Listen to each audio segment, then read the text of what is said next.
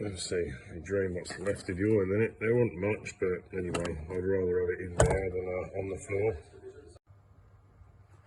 Right, here's the engine. Customer brought it in for a rebuild, and you see he's put a bit of diesel in the bores, but it looks very bad, but it's original to the car, so obviously wants to keep it.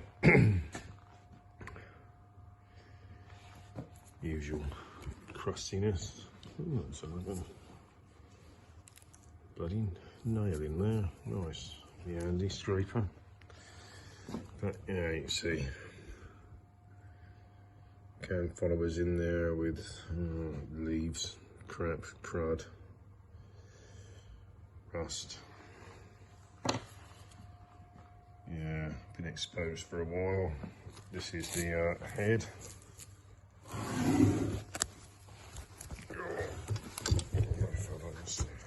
I can turn this over easily, particularly. There you go. Yeah, the iron heads actually last pretty well generally. I think after a clean and a dressing up, I expect that will be fine. But the problem is we got this stud. Remember, undid it, broke it off, which is going to be a bit of an issue. I wouldn't know what you'd recommend. Well, with this, I'm just taking the clutch off. Usual. Yeah, pretty ropey. That's what you sort of see.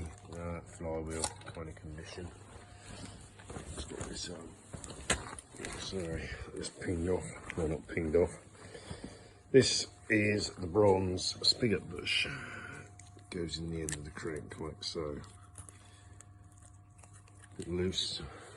Maybe it's had whatever. This particular one might have had a gearbox bearing. It comes through and rattles loose, whereas the spigot bearing, and then it comes out, drops out anyway.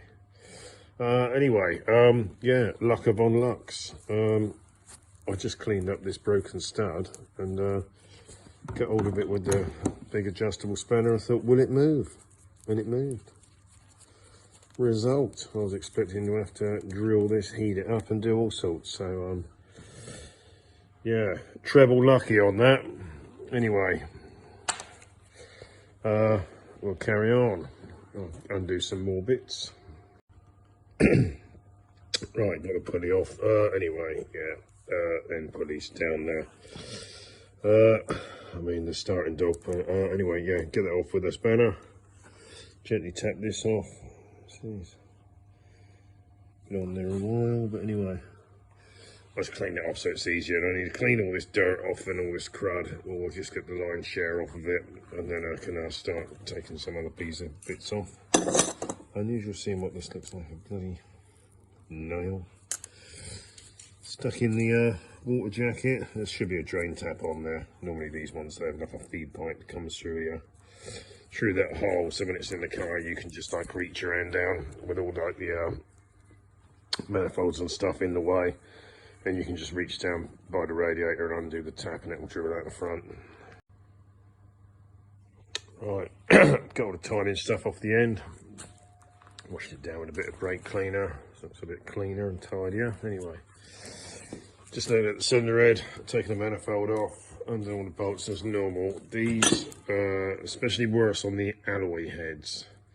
These short studs are really difficult in the fact that the alloy casings fuse themselves to the end. This one's done. It's sort of that side's moving. You can hear it. Oh, you can see the gap there. This end don't want to move, so this is what you do.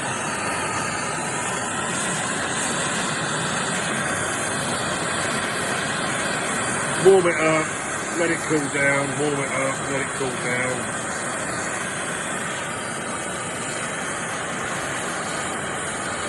Because the alloy will move at a different rate than the steel.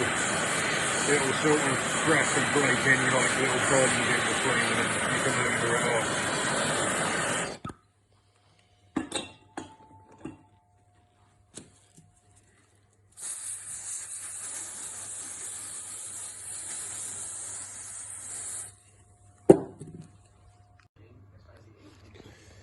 Right, I've cleaned it off just basically with brake cleaner and paintbrush. Try and dry it off a bit. There you go, took the oil feed out, took the sump off. It's nicely sludged up.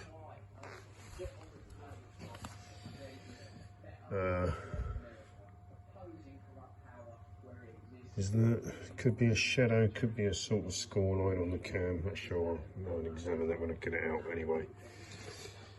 Gonna undo this pipe, get those two out. Oil pump should withdraw if it's easy. Sometimes you have to find it. Looks pretty scummy in there. Anyway, and then I'll take the bearing caps off. Take the main bearing caps off and take the crank out.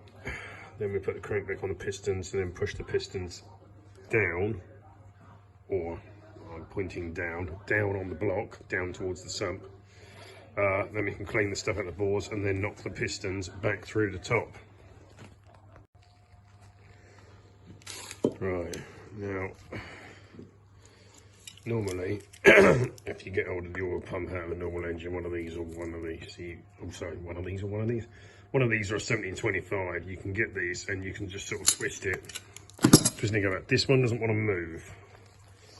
So what you do, gently put a drift on here. I'm using a beaten up socket extension. Tap it here and tap it here. Just gently. Don't know if I can hold this and tap it at the same time. Let's have a look.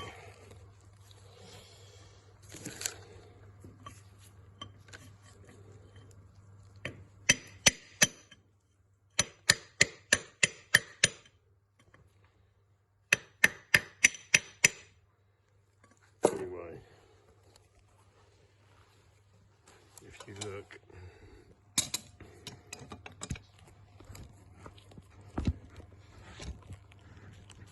no, it doesn't work. Hang on, I need a tripod, don't I, idiot.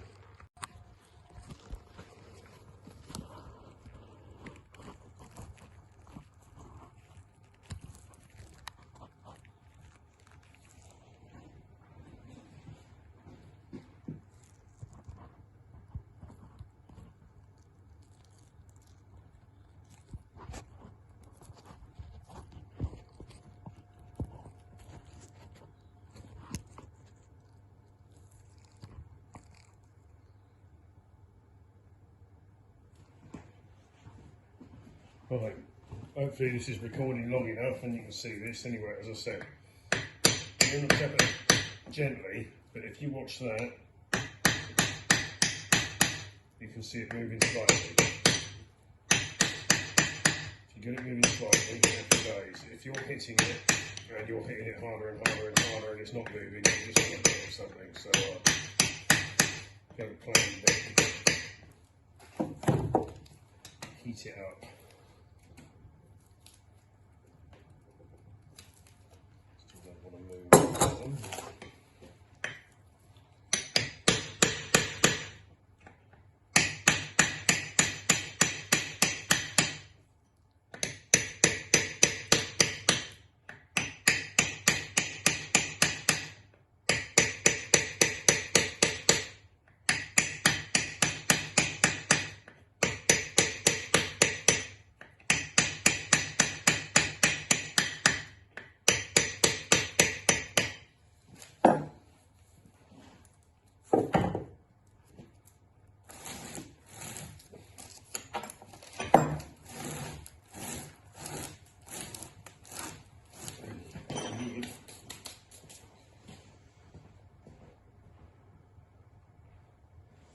So, I am still here. I'm looking for something a bit of wood anyway.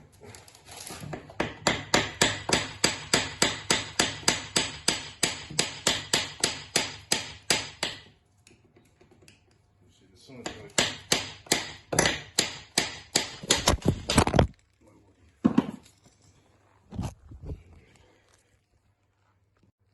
So I was trying to rest the camera up here on the ramp and it fell off. I'll have to get a tripod anyway. Tap this gently, the other end, and you can see it slowly wanting to come out anyway. You do that, work it backwards and forwards, tap, tap, tap, work it, tap it, and it will come out. Right, got this out. Again, a few taps up there with the drift. Dirty anyway, that needs to be clean, see if it's any good. Anyway, that's what you're left with. Right, oil pumps out.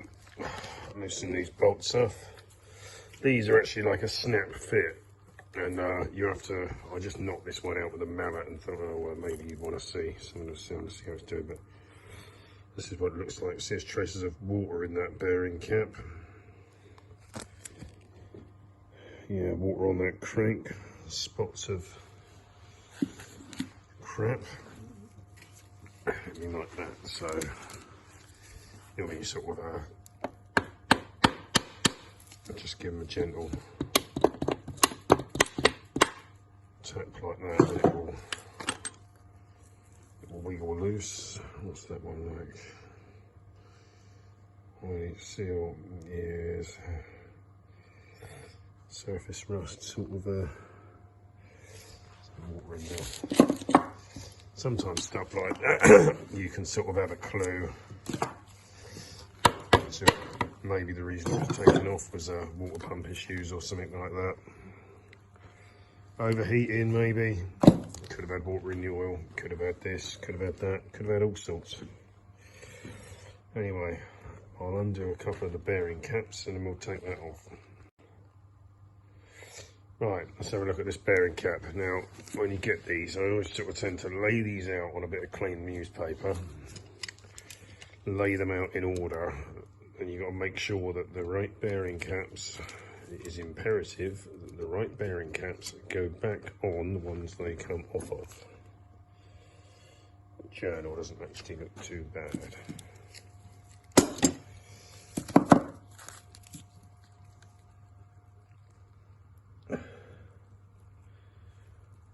I've seen plenty worse anyway. I'll take the others off. Now you can't get them the wrong way round. You can see that little tab on the bearing. That will correspond with the little tab on the other side. The tabs always go together and the sort of plain side meets the plain side. So you can't get them arse about face, but you can match them up with the wrong ones. But they're bored as a whole when they're bolted together. So if you mix them up, instead of having a round hole, you're going to bolt them together and it will be like that. It only needs to be off by whatever thousandths of an inch for it to have engine failure when you're when it's hot and it's doing 5,000 revs. So you can't afford to mix this stuff up. Right, all bearing caps are off. See if we can get these little sort of shadows from where the oil feed holes are. You can see the streaky bits over there. Even there's more seen, some of them slightly feel that one, but it's not actually too bad. I'll see what it's like when I get it out, but the thing is, you never know. This might be alright just with a clean and polish. Because even those marks, you know, we're not in it deep. And you can lay them out. One is always the front. Easy in my world.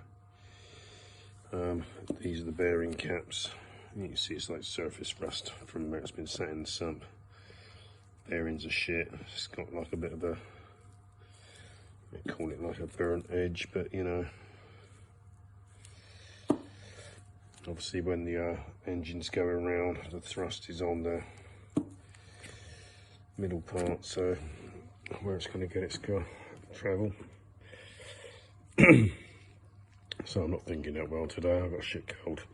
Anyway, I'll take the crank out, put the bearing caps on, and then we'll have a look.